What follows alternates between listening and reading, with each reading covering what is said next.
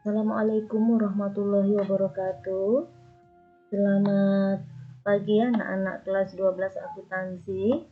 Berjumpa lagi bersama Ibu di pelajaran praktikum akuntansi perusahaan instansi pemerintah. Baik anak-anak, perhatikan ya.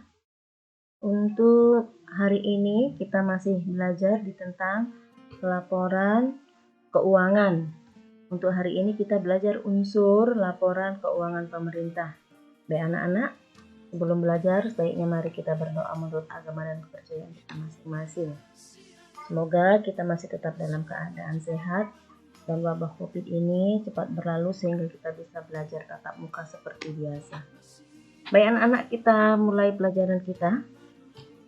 Untuk laporan keuangan pemerintah meliputi laporan realisasi anggaran LRA, di mana realisasi anggaran ini adalah menggambarkan perbandingan antara anggaran dengan realisasinya, yang mencakup unsur-unsur pendapatan, LRA, dan belanja selama periode 1 Januari sampai 31 Desember.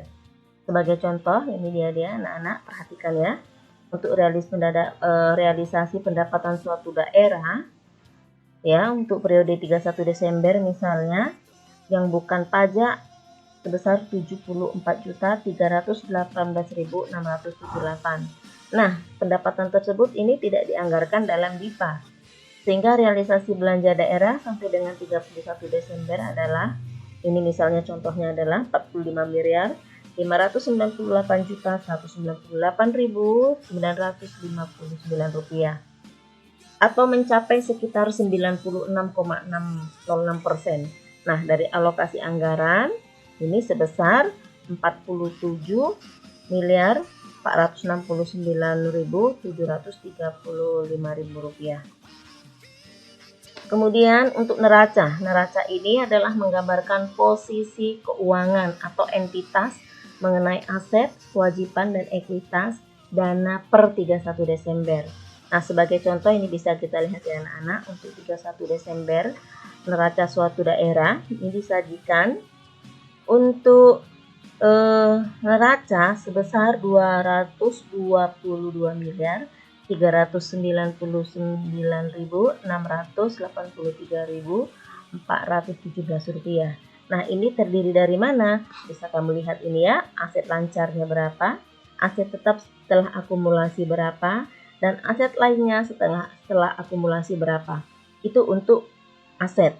Kemudian perhatikan untuk yang di bawah ini adalah nilai dari kewajiban ya, nilai daripada kewajiban dan ekuitasnya masing-masing. Perhatikan ini. Sehingga kalau dijumlahkan ini adalah nanti hasilnya seimbang atau balance di dalam neraca ya. Kemudian perhatikan lagi untuk yang ketiga adalah laporan operasional atau LO. Laporan operasional itu sendiri menyajikan berbagai unsur pendapatan LO di mana ada beban, surplus, defisit dari kegiatan operasional dan non-operasional yang diperlukan untuk menyajikan, tentunya untuk yang wajar ya. Sebagai contoh ini bisa kalian lihat ya, untuk kegiatan operasional per 31 Desember misalnya bisa kita lihat anak-anak, ini contohnya 31.526.342. Namun besarnya itu untuk beban operasionalnya itu jauh lebih besar. Bisa kalian lihat ya anak-anak, sehingga untuk LO-nya ini mengalami defisit. Ya, defisitnya sekitar 45.483.549.069 rupiah. Namun untuk kegiatan operasional ya, non operasionalnya ini terjadi surplus. Surplusnya masih 43.792.366 rupiah. Nah, dengan demikian perhatikan anak-anak ya, untuk kegiatan non operasional tadi defisit, namun masih lebih besar daripada kegiatan non operasionalnya yang surplus, sehingga laporan untuk suatu daerah tersebut ini tetap masih mengalami defisit ya.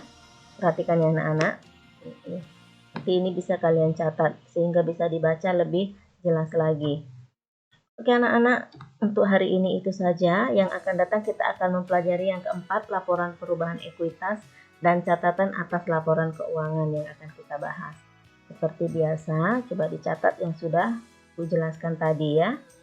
Untuk tetap semangat belajar dan jangan lupa tetap jaga kebersihan anak-anak. Demikian untuk pelajaran hari ini. Ibu sudahi, selamat pagi. Assalamualaikum warahmatullahi wabarakatuh.